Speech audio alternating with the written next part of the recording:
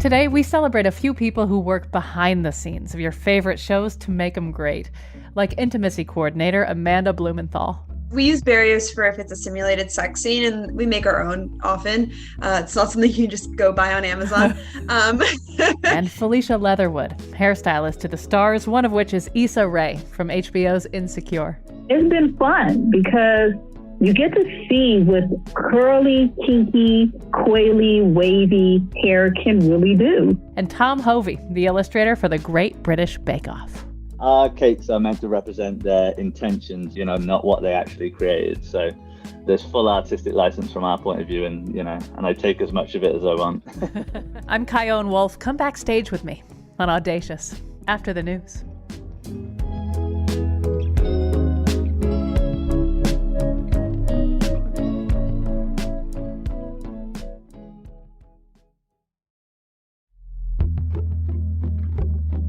From Connecticut Public Radio in Hartford, this is Audacious. I'm Chion Wolf. What do an intimacy coordinator, a hairstylist, and a food illustrator have in common? This here show. Today we go behind the scenes to meet people who make the shows that you love really, really great. You'll hear about the power and the beauty of natural hair from the hairstylist for actress Issa Rae. And you'll find out how the food illustrations are done for the Great British Bake Off. But first, I hadn't heard the words intimacy coordinator till I was watching one of my favorite shows, High Maintenance, on HBO. In one episode, two people meet at the craft services section of a film set, and they get to know each other. I'm Kim. Oh, sorry. Evan. Hi. Hi. So what do you do on this? I'm the intimacy coordinator. Wow. I didn't realize intimacy could be coordinated. Intimacy must be coordinated. So how do you do it? Boundaries, boundaries, boundaries. So what do you do when an actor is uncomfortable with something? They don't have to do it. If it's not good for you to have your breast touched or your butt touched for whatever reason, or for no reason, and you don't have to tell me the reason, then guess what? You don't have to have your breast touched or your butt touched. We will find another way to tell the story. I had to know more about this job. How exactly does coordinating intimacy work? And how do they agree to the choreography? And what happens when someone gets aroused? Amanda Blumenthal knows all about it. She's coordinated hundreds of scenes for shows on HBO, Showtime, Amazon, and ABC. And she's the founder of Intimacy Professionals Association. That's not only an agency of intimacy coordinators, but it's an outfit that trains people in this work as well. But let's back up. I asked Amanda to talk about what exactly an intimacy coordinator does. The job of an intimacy coordinator is to help create a safer environment on set for actors and also crew members when they're engaging in hyperexposed work. So that includes things like nudity, simulated sex, other types of intimate content, while also helping the director to tell their creative vision. Your work is often analogized to stunt coordinators. Why do people make that connection? What's the overlap and what's the difference? We both deal with safety. So stunt coordinators deal with obviously physical safety during stunts. We also deal with physical safety, particularly with intimacy work, because there are physical risks that can happen depending on what kind of scene you're doing. But we also deal with mental and emotional safety when we're working with actors. So that's probably the biggest parallel. We also both are able to help with choreography and things like that if a director wants us to. And obviously we work directly with the cast and the director. So there's a lot of parallels. We just do intimacy and they do stunts. Talk me through what it's like doing what you do. Where do you even start? Every project is usually very different, but in general, the prep process is we read the script, we do a breakdown, we meet with the director to talk to them about the scenes that have intimacy in them, and we get an idea of what it is that they want. We then go and talk to the cast members about the intimacy scenes, see how they feel about what the director is looking for, if they have any questions, concerns, any boundaries they want us to be aware of. And if there's any discrepancy between what the two parties want, the intimacy coordinator is there to help kind of act like a mediator to come to a resolution where the director is able to tell the story and the actors are feeling respected. and not being asked to do something they don't feel safe doing. We work with the costumes department. We work with props. Sometimes we work with makeup if we're using a pubic wig or. Is that called a merkin? Yeah. And then we also work with typically like a production supervisor and the legal department on the nudity riders, which are the legal contracts that performers sign saying what it is that they are okay with showing on screen. We talk more about the ways to conceal the genitalia of the actor, the stuff that goes in between. Tell me about some of those things. If we're doing simulated sex, we'll put in a barrier. Those things are typically made out of like, we make our own often. It's not something you can just go buy on Amazon. And we make them out of yoga mat and things like that. And so because it has to be lightweight, but it also has to like have some sort of padding in it and be hygienic. But then when it comes to modesty garments, they're often just like really small pieces of fabric that are taped on to the performer in order to cover their genitals. And that's so that their genitals aren't actually being shown on screen, but also because we never want any genital to genital contact between performers. How do you deal with arousal when it happens in any performance? I mean, obviously you don't necessarily mean to, but the body often has a mind of its own. So how do you deal with it when a performer is aroused and you got to do something? Whenever I'm in a situation where a performer does have some kind of arousal response, I like to talk to them about it using this framework of a concept called arousal non-concordance, which is that just because the body is having a physical reaction to something doesn't indicate necessarily wanting or liking the experience. You've placed the body into a sexualized situation or something like that, and it's starting to respond. Just because someone's responding doesn't necessarily mean they're really into it. And for a lot of performers, they find that really reassuring to hear, because they may not actually be turned on by the situation, or they may feel like they're not in control of their body. And so understanding that, it's not their fault, that's what's happening, can be very reassuring. A lot of people use humor when they are uncomfortable, which is why I am hilarious when I have been hospitalized. But the humor in your realm could also cross some lines. So talk about how people use humor, both you as an intimacy coordinator and the actors and people on the set. How do people use humor? I personally stay away from humor until I know the people I'm working with, because it can come across the wrong way and you don't know how people are going to react. So unless I've been working with someone for a while, I typically keep it pretty professional. When I'm working with a new casting crew, when I'm around, people tend to be very kind of uptight. People think we're part of HR, which we're not. And so people will be like, can I say this? Can I say that? And I'm like, you can say whatever you want. Just like be respectful of the people here. So people do a lot of like self-policing in my presence.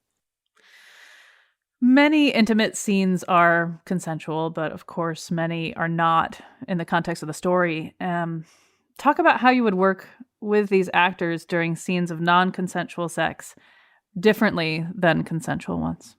Whenever we're doing scenes of non-consensual sex or sexual violence or anything like that, I think it's really important that the scenes be choreographed. And I don't insist on all scenes being choreographed, because that's not how every performer or how every director works. But I think that for those kinds of scenes, when there is a different level of physicality and also a different level of safety that needs to be considered, it's really important that we choreograph it ahead of time and that there's a plan.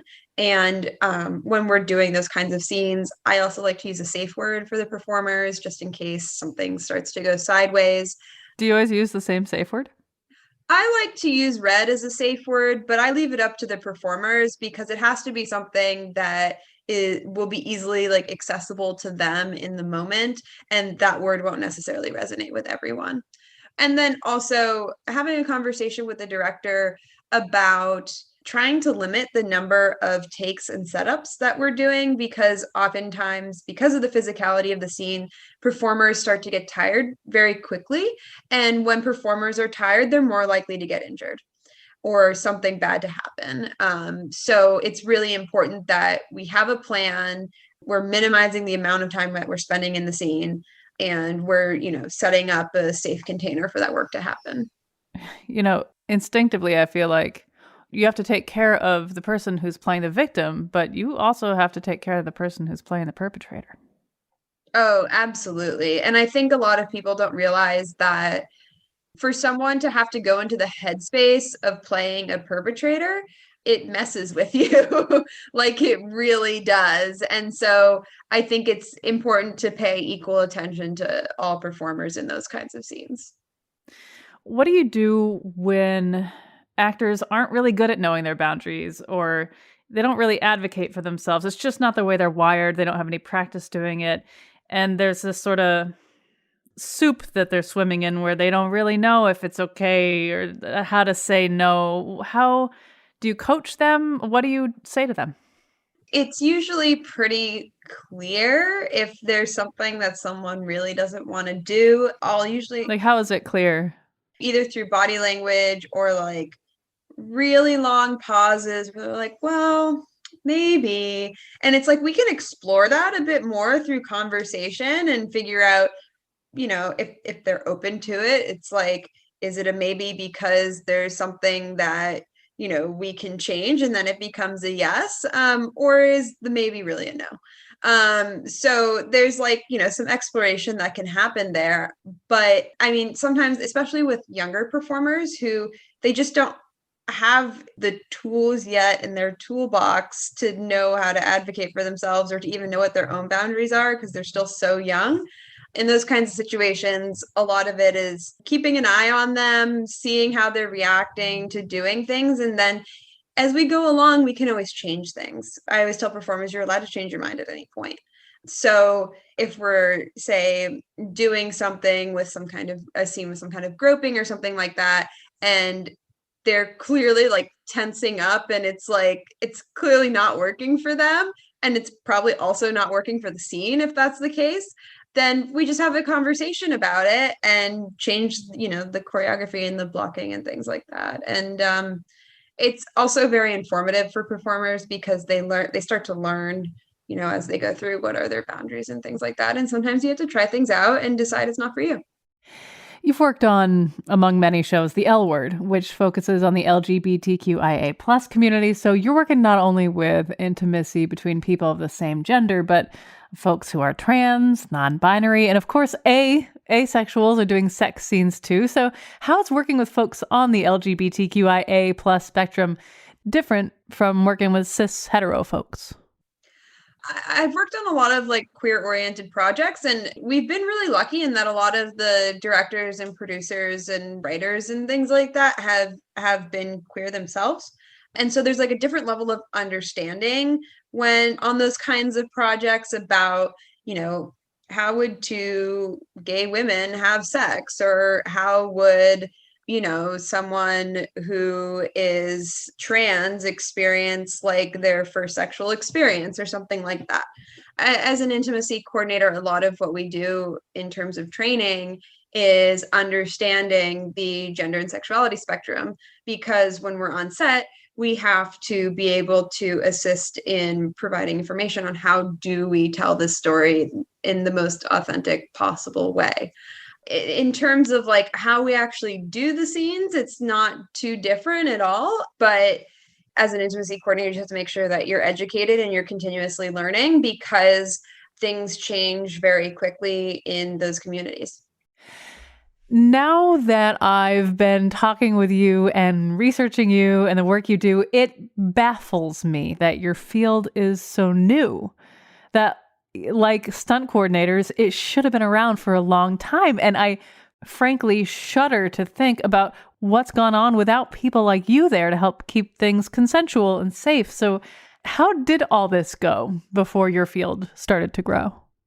It was a really hit or miss experience, I think, for a lot of performers. And it really just depended on who you were working with. Some directors are just fantastic at directing intimacy, and they were basically already doing the job of an intimacy coordinator to a certain extent. and costumers and other departments were also kind of helping fill in the different pieces that we now do. But sometimes you didn't have people who were doing that for you. And so I think for some performers, they would show up and the director would be like, okay, just go work with your scene partner and figure this out and come back and let's shoot this. Or you all know the lines, right? Let's just go do it, which is wild because it's just like, it's setting people up to, you know, have an accident happen or be traumatized or have something happen. So I think I've worked with so many performers who are like, let me tell you how many bad experiences I've had because I've been doing intimacy for 20 years and some of it has been really awful, but some people have had great experiences. So it really just runs the gamut.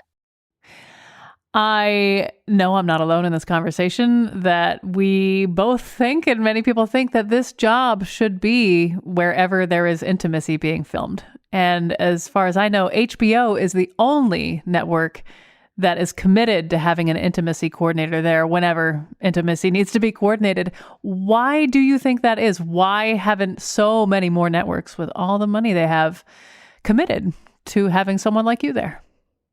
Since late 2018, HBO has required on all of their shows that have intimacy work that intimacy coordinator be present. And as the whole intimacy coordinator community has actually been kind of surprised that no one else has jumped on as well. It's because it's been over 2 years now since HBO put that policy in place.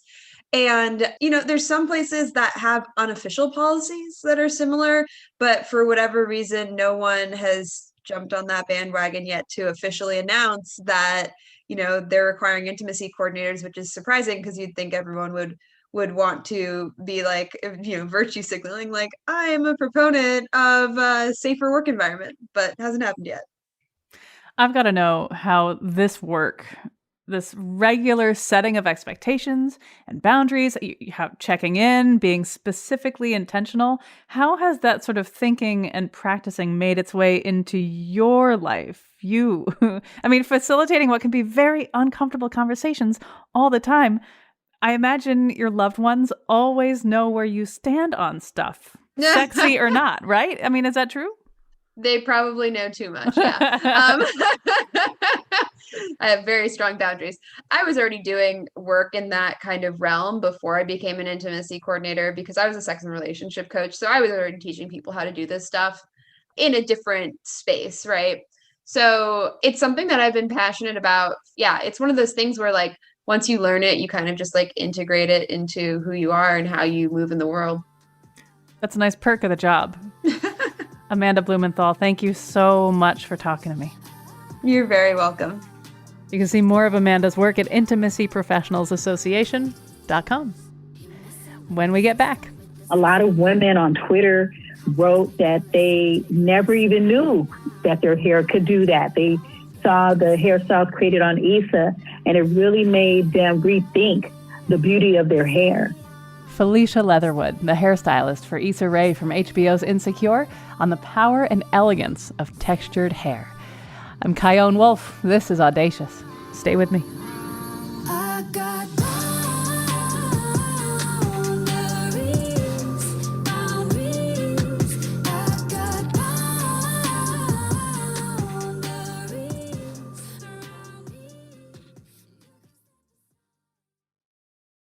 This is Audacious. I'm Chion Wolf.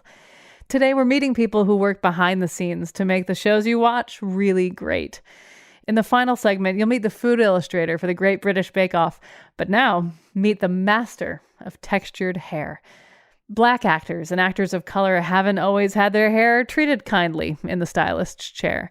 Straighteners and wigs are often used instead of sculpting the hair as it naturally is. If you've seen HBO's Insecure, you've seen its star and creator Issa Rae and her absolutely beautiful natural hair styled in ways that take your breath away. That's thanks to Issa's hairstylist, Felicia Leatherwood. We talked earlier this week, and I asked her to tell me her earliest memory of hair. Oh, man, earliest memories of hair. Well, that goes all the way back to like 5 years old. The torture of having your own hair done, you know? Having to get your hair combed was like the worst process as a child because people there weren't a lot of products like we have now for textured hair. And my mom kind of didn't know what to do with my hair. My hair was a little different because her hair was a bit straighter and my hair was a lot more kinkier and coarser. So I just remember having kind of a difficult time trying to figure it out as a kid, you know? So jump into the future where your little kid self, if she could see you now, would probably be pretty impressed. How did you go from 5 years old cringing at your hair being done to working with Issa Rae on Insecure? Well, I think that 5-year-old cringing is what created who I am today and what I do in terms of working with celebrities and working with Issa. And working on Insecure really gave me that avenue in which I could create and show women how they can look with their natural hair and feel empowered and inspired to do other things with their hair. A lot of women on Twitter wrote that they never even knew that their hair could do that. They saw the hairstyles created on Issa, and it really made them rethink the beauty of their hair. Will you talk a bit about what it's like during a taping of Insecure, how it goes? Like, how much information do you know about the scene that you're working on or the episode and the wardrobe or the script? How does it all work? So basically, we get a script and you read it. And then I plan my hairstyles according to what's happening in each scene. I decided to make kind of like a flip book of styles and have her go through each one and kind of pick the styles that she liked the most.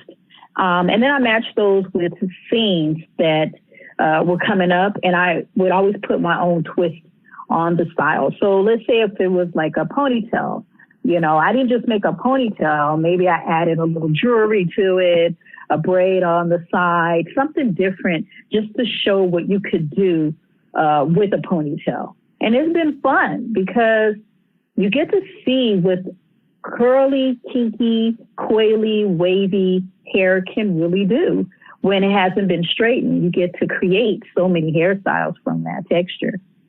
You make me think about how Issa is Senegalese. Are there ways that you incorporate her background into her hairstyles? All the time, because she is Senegalese. I mean, I think all the braided styles pay a lot of homage to the African ancestral culture of who she is.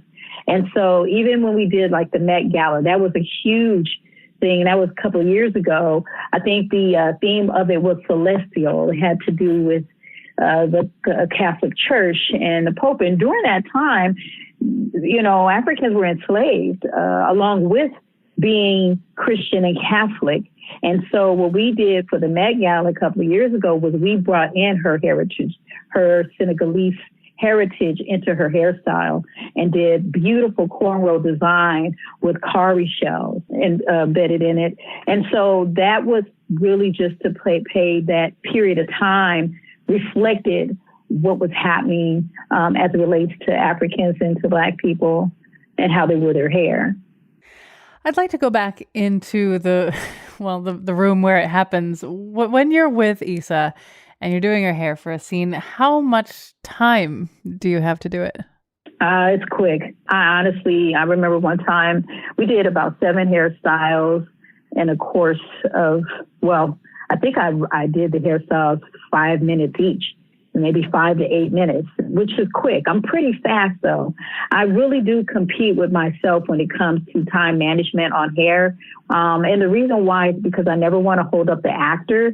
I never want to hold up the production or the directing of it or any parts of it. I never want it to fall on hair, So for me, it's about getting them in, getting them out and making them look great and feel good in the process of, so that when they hit the camera, when they come in front of the camera, not only is my client, the actor, happy, the director, the photographer, the lighting, everybody plays a part in this. And I want them to also feel good. And for the people who are watching it, I want to represent the natural hair community in a way that highlights what we can do with our hair. When you talk about feeling competitive with yourself, it makes me wonder, are there ever any visions that you have for a style that maybe intimidate you isn't the right word, but are you ever sort of raising the bar for yourself and trying to live up to those standards and maybe like, can I pull this off? All the time. All the time. There's so many times that I envision something in my head, and then when I go to execute it, it comes out very different and it stresses me out and I start sweating. And so in that moment, I have to hurry up and like figure it out and flip to something else. That has definitely been just part of being a hairstylist and also being a perfectionist. You want it to look good and you want to make sure that you've executed it in a timely manner. So yeah, there's been times that I was like, I can do it this way. And then I get into it and I'm like, hair doesn't want that. So then I have to figure something else out. It's really interesting. I mean, as you know, haven't you ever seen a hairstyle that you wanted to try, but maybe your hair was either too thick or too thin for the style and you didn't find out until you tried it? Or like you don't have the face that you saw wearing the hairstyle in the magazine. Yeah. So it turns into kind of a thing. And then so you have to know the hair. And so working with Issa for the last 7 years, and not just on Insecure, but on her red carpet appearances, on her panel discussions, everything she's done, I know her hair. I've learned her hair. We have a relationship, me and the hair. So most of the time I know what it could do, but there are definitely times that I want to try something else. And that's where it's like, okay, how much time do I have to try this? And if it doesn't work, what could I do instead of that's just as good? I've also learned that certain hairsprays, certain products don't work if we're shooting in the middle of the night and it's a little dewy outside. What happens to the hair? It changes textures. It changes definition. It'll start to droop. It'll start to shrink. It does a lot of different things. So these are also things that I make notation about so that I know how to execute it, in the future. I've read a lot of emotional responses from Black people, Black women especially, seeing natural hair being so beautifully represented in your work. Will you talk about what you're hearing from people? How are they responding to the work you do? One of the funniest things that I'm sure you've heard was when season 1 hit, I think it was either season 1 or season 2, people started making jokes about how many times their hair changed. Like in the morning or afternoon? Yeah. And it was funny because the way we shoot is out of sequence, of course. It's out of order. Once it's edited, you look at it and you go, wait a minute, okay, yeah, she had a hairstyle at breakfast, one at lunch, and something different at dinner. But then the next season came, and the next season I was like, okay, Issa, we kind of went too far with all the hairstyles. She's like, okay. We ended up doing it again.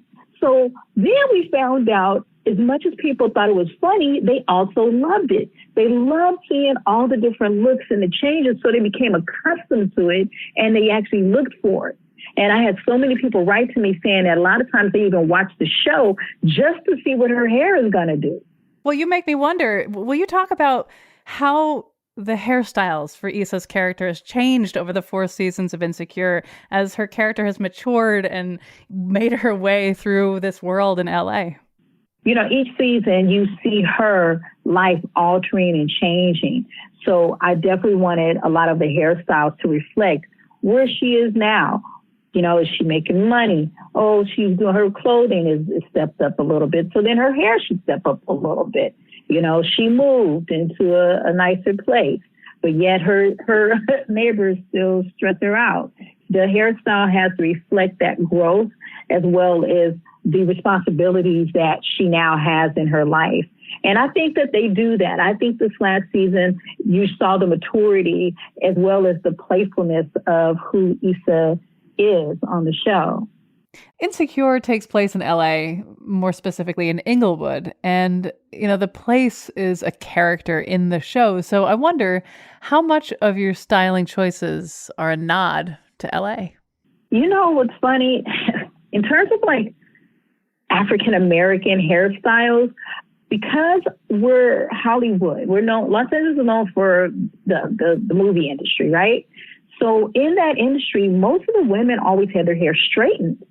They kept it weaved or straight or, whatever it was, or wore wigs. A lot of that is due to the fact that there weren't really any hairstylists on a lot of the shows that knew how to do textured hair. So a lot of the African-American actors would just wear a wig or do their own hair. But there was never a culture of hair like that here. in Los Angeles, especially in Inglewood. It was either braids or you had straight hair weave. So I love that the natural hair community, which emerged really strongly in the year 2000, I was so glad that they started to showcase natural hair all over the world as beautiful. The texture, the waves. Every woman who was straightening their hair before started to let their hair go and be wavy. Even some of my friends, my Latina friends, were like, I stopped straightening my hair. I'm going to rock my natural curly hair now. And so I really think like Insecure and Issa's hair has its own story to tell. It wasn't anything based on a Los Angeles look. It was just based on Issa being a Black woman with textured hair that wasn't interested in straightening her hair. You've also been the hairstylist for many other prominent artists like Ava DuVernay, Will Smith, Jill Scott, Viola Davis, and of course you've worked with the iconic dreadlocks of Lenny Kravitz. So who else do you want to work with? Ooh, well, you know who I would like to work with a little bit more is a Wumi from Lovecraft Country, and I love her texture. She and Issa have similar textures, and I love that. Everybody else, I started a company, believe it or not, called Texture Management. And what Texture Management is a representation of about 19 hairstylists and makeup artists from all over the world who are very talented professionals that are catering to the Black celebrities in Hollywood. So as I'm stepping down, I am stepping them up to the forefront. So that's where I'm headed in terms of staying in the game, but being a little bit more on the management side of things. A lot of people may feel really tempted to get into your line of work. And at the same time, I imagine that this is a very competitive field. And in this era of COVID, everything's weird. And so for those who see your work and feel inspired and feel like they're forming their own creative signature and think they could do what you do, what would you say to them? You know, I talk to younger women, they always ask me, well, how did you get where you are? And I told them that I simply just visualized it. I simply saw myself traveling. I would go to movie theaters, and at the end, when the credits were rolling and it came up to hair, I would put my name there. It was a destiny for me to be who I am and to have this life. It became that. All the people I needed to meet lined up. Everything I needed to show up started showing up. And I simply just needed to be ready to do the work. And that's what it's been for me. I love what I do. The best thing about it is connecting with the people. I learn from them. They learn from me. And so I really think that when you have a purely good intention for your career, that's what comes into fruition. And so I know it sounds very airy-fairy, but it's definitely how I've created my life, and it's worked pretty well for me. Well, Felicia Leatherwood, I congratulate you on your well-earned success. I can't wait to see what you do next and with whom you do it. Thank you so much for talking with me today. Thank you. Have a beautiful day. You can see Felicia's tutorials and keep up with her at FeliciaLeatherwood.com. After the break. A fifth of the population were watching it, 15 million people and stuff. So, yeah, it's quite hard to kind of get your head around that many people were seeing your drawings. Hear how the illustrator for the Great British Bake Off got this dream job and how he gets it done, no matter how the bake turns out. I'm Chion Wolf. This is Audacious. Be right back. There's power in these puffs. Extraordinary, supernatural stuff. Oh, yeah. My hair defies gravity. Yeah, I know. Real magic with afros and curls and locks. Braids and twisted knots.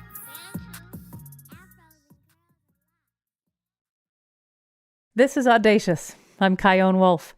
The final segment of our show, featuring people who work behind the scenes to make a show great, is Tom Hovey.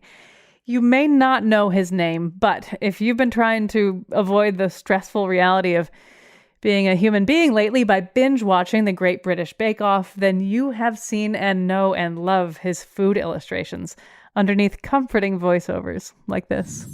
Laura's contrasting her fiery sausage quiche with a lighter edition, goat's cheese, pea and asparagus. I wondered about how these drawings were done, pen or tablet, and what's the process like, production-wise? And how does he draw these beautiful works of art when in the show they may come out, well, not so beautifully? First, how did Tom get this dream job? I'd been a kind of budding illustrator for a couple of years. My girlfriend, who's now my wife, and I decided to move down to London and just see if we could kind of get a bit more work and, just kind of be where it obviously all is. So we moved down. I didn't have any work lined up, but a friend of mine worked in TV production. They were looking for people to help edit a new TV show. And so with no kind of real experience or knowledge or anything like that, I just kind of winged it and got in. And it turned out to be the first series of Bake Off. And a couple of weeks in, they kind of, through the process of editing the first show, they realized that there was some visual element missing from the show to help viewers understand what was really happening, what's actually being created. So they asked me to come up with some sketches as if the bakers had doodled something in their kitchen notebook to say, this is what I'm planning to do. So yeah, and that's how it started. Without your illustrations, there wouldn't be that tension of, are they going to make it? It's the tangible thing that we can all wrap our heads around as we're watching this show. And I'm glad that they were receptive enough to know that that they should have these illustrations. And at the same time, I wonder, and I know I'm speaking to you, and so you may be biased, but if there weren't these illustrations, I wonder to what degree the show wouldn't be as massively successful as it is. Well, yeah, of course it is. It definitely would have tanked. It wouldn't have made it past the first season. For sure. It's obviously hard for me to quantify what the influence has been on anything, because it's always just been this abstract concept, really. The amount of people that watch it and all that kind of stuff. And it's, it was the most watched show in the UK, so a fifth of the population were watching it, 15 million people and stuff. So yeah, it's quite hard to kind of get your head around that many people were seeing your drawings. So. Can we talk about process now? I know that your process has evolved over all the years that this has been on, but for this season, how does it go for you? I understand they send you some pictures and you're not in the tent at all. So the process works that they have food researchers on site when the bakers have finished baking each challenge, and before it's judged. There's kind of about an hour or however long it takes to tidy up the tent, because obviously it's just a complete bomb site. At that point, they can go around and take lots of photos of each bake from all different angles, just so that I can kind of see the whole thing. And then they take another set of photos after judging, so that you can see like the interiors of the cakes and stuff. And then they upload them all and label everything, send me the pack, and so from that point I can start drawing. So that's why it starts kind of in like May for me. The edits can take months, and obviously there's 10 shows, so they're all kind of working consecutively. So how do you deal with it drawing wise when the bakes don't go nearly as well as they've been planned? When the researchers are sending us all the photos, they're also kind of taking notes in the tent and send me kind of a breakdown of what each person's done and if they've achieved what they wanted to achieve, That's a nice way to put it. Yeah. So there's whoever's, missed off the, chocolate curls on the top. They only did 2 layers. They meant to do 3, that sort of stuff. And most of the time it kind of helps us. But, from our point of view, we're drawing from photographs. We know nothing about baking. So they're like, oh yes, they missed off the decor layer of blah, blah. I'm like, I have no idea what it is. And I personally don't have the time to start Googling what a decor, all that sort of stuff is. So I just need them to send me detailed instructions of this, and this. And even then it might not help. So we get the bakers now to take as many photographs of their practice bakes. So if they've, kind of nailed the cakes at home, which, because they've got however much time they want at home, then I work from them. Or if nothing's ever gone right for them, then, we get a sketch and just kind of work it out from there. And in the end, the reality is that no one knows what it's actually meant to look like. So, whatever we do is always going to be right, because if they haven't achieved it, then that's their fault. Because our cakes are meant to represent their intentions, not what they actually created. So there's full artistic license from our point of view, and I take as much of it as I want. Now, when you get all those photos that you got to interpret, what photos make you salivate in the sense that you can't wait to draw them? And what photos make you go, okay? I prefer things that are, for one, different, something I've never seen before. But also, I really look out for the bakers that do something different, and have a genuine kind of like style. Like Helena last year was like amazing. I just loved all her stuff because it was so bonkers. And she just like, no matter what the challenge, she would just make it spooky, But when you've got something like biscuits and everyone's making, round cookies, there's nothing you can really do with that. Your heart does not skip a beat. No. Yeah, there's not much you can do with that. Will you talk about the fact that you and your team will work for so long, and when you do see the episodes, your drawings flash on the screen for like 5, maybe 6 seconds? Have you come to peace with that reality, or does it still drive you crazy? Tell me about that. From my point of view, I approach every illustration like it could be frozen and looked at, because a lot of people do screen grab it. It is a funny thing, and I try not to think about it. But I also think if there's a point where I've had to let stuff go and it not be as perfect as I want, then at least it's only on the screen for 6 seconds. In the before times, when human beings would meet up in small enclosed spaces like restaurants and living rooms, when you would meet someone and it would come up some way that you were the illustrator for the Great British Bake Off, how would people respond? Generally, either they're super interested or they don't watch it. And that's, if you speak to my wife, she's constantly trying to dine out on it, and everyone she ever meets turns out to not be a fan, so. Humbling. Yeah. But yeah, no, it's definitely a good conversation starter.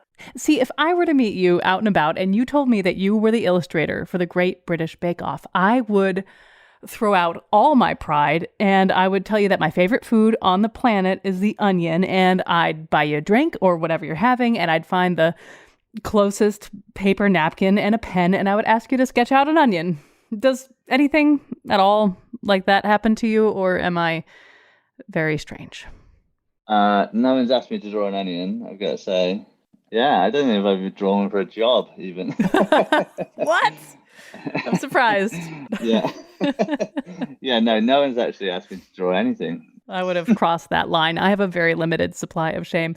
Now, when you pull your camera back and you take a big picture look at where you're at right now with the work that you do, you've been working almost nonstop on the Great British Bake Off for 10 years. Your style is distinct. The show is a great big hit. And now that you're on Connecticut Public Radio, you can say that you've made it to the big time. But you also know that, like anything, you've had some luck along the way. So I wonder, when you look at everything, how much of your success is the work you've put into it? And how much do you think is luck? I think the good luck was taking the job as a logger in the first instant and getting in for Bake Off. Everything else is hard work, because that's kind of all it takes. And I think that's the same with a lot of people. You only need that one kind of opportunity and then you take it, The rest is keeping the job, basically. And that was it for a lot of the time. I thought every year I'd get sacked or, something like that. So fear is a component to good luck, hard work, and total soul-sucking dread. 100%. Yeah. I think if you're comfortable, then, what's pushing you to push things up and push things forward and make things look better? Absolutely. I think you've got to have an ounce of fear. And I think also just being a freelancer is just fear every day that you're not going to, pay the bills or whatever. That was always the fear and always will be. And I think in these times, we weren't even sure that this was going to get filmed this year. There was a chance that it wasn't going to get filmed, and I'd have just been relying on government help to pay the rent for the year because it's my wage for 9 months of the year, So obviously I could have found a few other jobs, but the reality is that I'm just really lucky that they made it work. But I know a lot of people are really struggling. You know, a lot of my friends in this industry are really struggling, and who's paying out for illustration and stuff. So it's a very fine balance. But I've got here because I worked really hard to keep it and to get here and all that kind of stuff. But it's hard. It's definitely hard to see that from the inside out, you know. Now, one of the things I love asking people who do really interesting jobs is what the child version of themselves would say about what they do now. I think you'd say, cool, well done. Quite honestly, I always wanted to be some form of artist. It was always what my parents would, putting a pencil and paper in front of me was a way of getting me to shut up and sit down type thing. I'm one of 3 brothers. I'm the middle, and I was the one that would just never stop running around and being a nuisance. So yeah, it's either like 100 miles an hour or drawing. So yeah, I never had any interest in doing anything else throughout school or anything like that. I did okay in my exams and stuff, but that was only just a way of getting out of school. Basically, I left as soon as I could at 16 and went and did art courses and stuff. So yeah, I think he'd be super happy with what I'm doing now. I think he'd be amazed at all the stuff that I'm doing, because I basically don't draw on pen and paper anymore. Everything's digital. I think he'd be amazed, like my kids are, amazed whenever they come in and want to help drawing and, all over the screen. What do you use for your technology? I mean, I animate a little bit and I use an iPad Pro with a Apple Pencil. What do you use? It's a digital drawing tablet, basically. I've got slowly bigger and bigger over the years. And yeah, I do have an iPad Pro that I use for like a digital sketchbook and stuff. But generally, everything is drawn on the Wacom tablet. So I used to draw basically all the line work in pen and scan it in and then color stuff digitally, which, is obviously a lot of process and, would create massive box files full of paper, at the end of every series. I did a coloring book in 2016. It was just the black line work. So obviously there was no color on it. So it was black and white. So after drawing it all and zooming in, realizing that the pens I used flicked off tiny little dots. And it took me and my intern like 3 weeks of zooming in at 300%, of deleting every little dot that I'd created of all these artworks. And I was like, I'm done with pens. And I immediately went out and bought a drawing tablet, So from that point on, I have not really drawn with a pen. Unless it was like on a napkin in a bar with some lady asked you to draw an onion. Yeah, exactly. My sketchbooks are just mainly onions. So. All right, so I'm going to end our conversation with the bombshell headline about you. I've read that though you are a massive foodie, you're just not that into cakes, desserts, or pretty much anything you see on Bake Off. Yeah, this is true. I mean, I eat bread, But yeah, like desserts and stuff, no. Yeah, for sure. If I go out for a meal with my wife, I just don't have a dessert. Cheap date. Absolutely. I'm a like 3 starters guy. Well, it's good to know that while you're doing this work, you're not being constantly tempted. Psychologically, that wouldn't be good for you. No, exactly. Not to say that I don't sit here stuffing my face, but I try and eat healthy snacks nowadays. It used to be like bags of sweets, Haribo and all that sort of stuff, but now it's healthy. Yeah. You're a healthy dad now. Oh, God, I have to be. Yeah, healthy hipster. Well, Tom Hovey, illustrator for the Great British Bake Off. Congratulations on your success, and thank you so much for talking with me. Thank you. Thanks for having me. While Tom's work only flashes on the screen for a moment, you can see his work and order prints of your own at tomhovey.co.uk. That's Tom Hovey, HOVEY.co.uk. Audacious is produced by me and Katie Tolarski at Connecticut Public Radio in Hartford. To subscribe and listen back to previous shows about what it's like to be a world-famous meme, to be married for over 50 years, to not be able to feel physical pain, or to be a 99-year-old transgender World War II veteran who changed government policies and set 2 world records, visit ctpublic.org/audacious. Send me your reactions and show ideas on Facebook, Instagram, and Twitter at Chion Wolf. And you can email me at cwolf@ctpublic.org. And online, use the hashtag #AudaciousPublic. Thanks for listening.